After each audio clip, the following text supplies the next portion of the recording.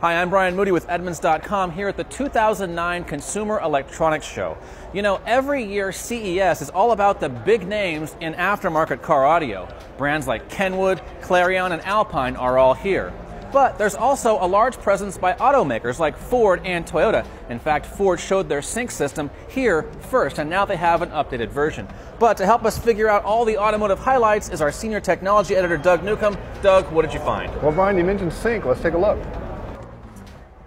All right, Doug, now I like the sync system quite a bit, and I like that it's inexpensive, but what's new about this version?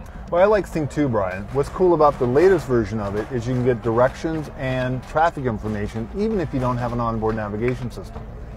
Let's say you need to get to the airport and you want to know how much traffic there is along the way and how long it's going to take you to get there. You get that information by pushing a button on the steering wheel. Hang on while I get your traffic. Here's your traffic. Taking 15. There's an accident at Flamingo Road. Now, Doug, I like that some automakers are finally getting it when it comes to in-car electronics, but what are some aftermarket products that are sort of leading the way when it comes to in-car entertainment? Well, a really innovative thing I saw at the show here is AudioVox is partnering with Flow Mobile TV to bring the service into the car. It used to be available only on cell phones, but now AudioVox are selling it about $500 for a receiver, and then you have to pay $15 to $20 a month for a subscription. Now, this is for live TV. Correct. So I don't have to be just watching Wiggles DVDs the whole way on a long car trip, that's going to drive me bananas. That's one of the great things about it. But now, I know you can get something like this on a new car, like, say, Sirius backseat TV is available on Jeeps, for example.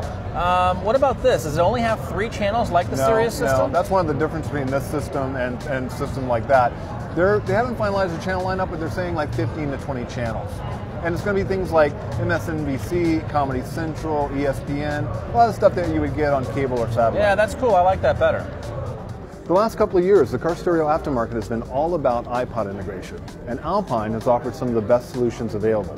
For example, their new iXA W404 works with all the latest iPods, including the new iPhone 3G. Not only will it play audio, but it will also display video on its 4.3-inch touch panel monitor. And like the iPhone and the iPod Touch, you can use your finger on the screen to access your music library. Another standout at the show is Pioneer's DEH P710BT. What I like about this unit is for $340 you get a CD receiver with twin USB ports so you can plug in an iPod. Plus it has iTunes tagging, so if you hear a song you like, you just hit a button and later you can buy it on iTunes. It also has built-in Bluetooth, and it comes with this high-quality external microphone so people can actually hear you in the car.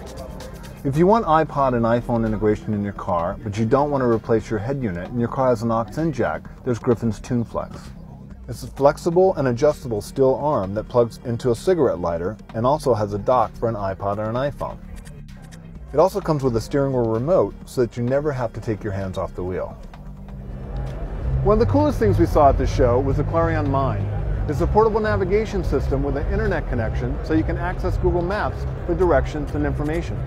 You can go on YouTube, check your MySpace page, check email. Pretty much anything you can do on the internet you can do on this unit. The Clarion Mind costs about $700. Of course, you can get a portable navigation system that costs a lot less, but this thing packs a lot of features, and we feel this is the direction navigation's going. All right, Doug, I hate to tell you this, but I'm not quite sure that I need to be on YouTube or MySpace, you know, like while I'm in the car. Right. Well, it could be because you don't have any MySpace friends, right? That's one reason. But is there a nav system that maybe has fewer features and can help me save money, too? Sure. You're going to like this because I know you're cheap, which is probably why you don't have any friends. Probably. What this is Garmin has come up with a free software upgrade for their Nuvi portable navigation systems. A lot of navigation systems let you calculate the shortest and quickest route. This one lets you calculate the one that consumes less fuel. And it lets you track fuel consumption over time or on a per trip basis. And the software can also be customized to fit your particular vehicle by entering the car's fuel economy and current fuel prices in the vehicle profile setting. All right, I've been to CES before, and it seems like some products never really materialize. Right, vaporware. Right, so some of the things that you've shown us, can I actually buy that at the store, Yeah, or is it yeah. all just make-believe? Some of it's available now, like the Griffin piece I showed you, and most of it will be available in the next couple of months. All right, cool, Doug. Thank you so much for showing us around. And remember, if you want to read more about the 2009 Consumer Electronics Show, be sure to log on to Edmunds.com for articles, photos, and blog coverage.